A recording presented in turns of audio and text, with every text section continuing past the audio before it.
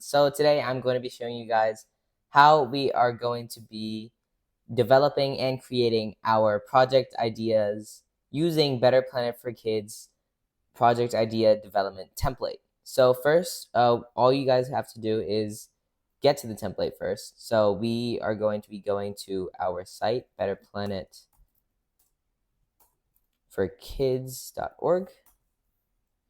And from here, we have to go to Ways We Help and then click on the link to project brainstorming template right here. So you aren't going to have edit access. So what you have to first do is make a copy of the document. And then from here, you are going to want to rename it to first and last name dash project title dash Better Planet for Kids passion project idea. So I'll rename it to, for me, it's going to be Raj Awasthi dash, I don't have a project right now, so I'll just say test title dash BP4K passion project idea. There. So what you're going to want to do is just, start filling out the basic information of the project. Do note that you don't have to complete these boxes in order. It's just kind of like a worksheet for you to really organize your thoughts and keep all the information about your project in one place, right? So you're just going to want to start filling this out. So project name, 3-sentence idea of the project, just like a basic description, like what does the project aim to achieve? How will your project operate and who is it going to help?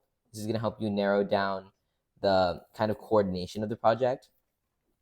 How many leaders and helpers we need, like volunteers to help you get the stuff done, and how can our organization help you? Because really, at the end of the day, all we really want to do is just make sure that everyone's passion projects do succeed and reach out and help the most people. So just list any kind of support you do need from us.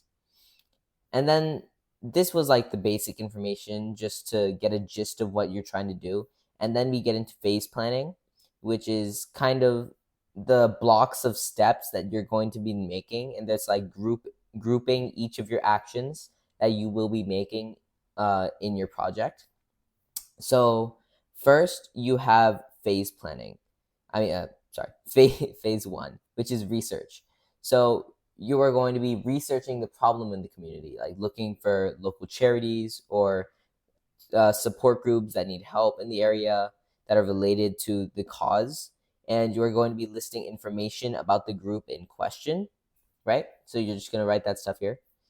Phase two is going to be outreach, which is actually contacting the group and finding out what they need, when they need it, and you're just going to be listing that information here. Like say you wanted to do a clothes drive, so you were asking a charity like, what kind of clothes should I get? And they're like, oh, we need blankets, we need hats, we need scarves. So then you would know what you would need to get.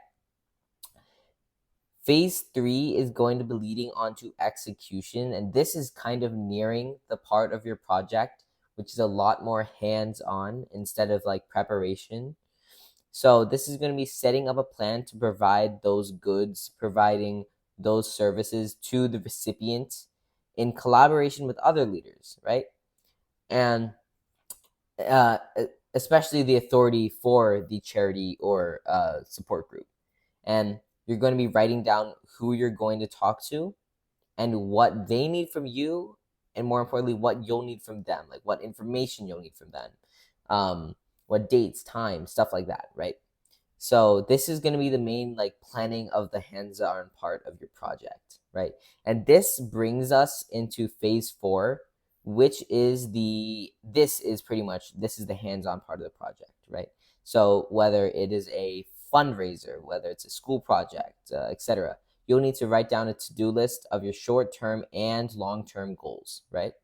So these are just the steps that you are going to be taking to follow through with the actual hands-on chunk of your project. Like a step you might need to taking for a fundraiser is a short-term goal is finding out how much money that you want to raise, finding out when you need it by, and then your goals would actually be getting to that amount. But the long-term goal would be exceeding that amount and distributing that amount in certain areas to give to each of the charities, right?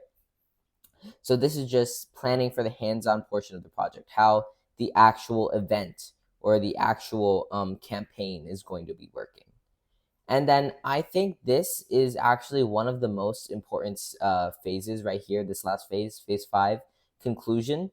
But for some reason, it's also one of the phases that people like to skip a lot of times, which isn't the best idea, because it is very essential that you make sure that you give that specific the charity in question everything that they need, and that all the profits and all the merits like of your work do go to them, because otherwise your work might even be in vain if your profits don't actually go to who you wanted them to go to, right?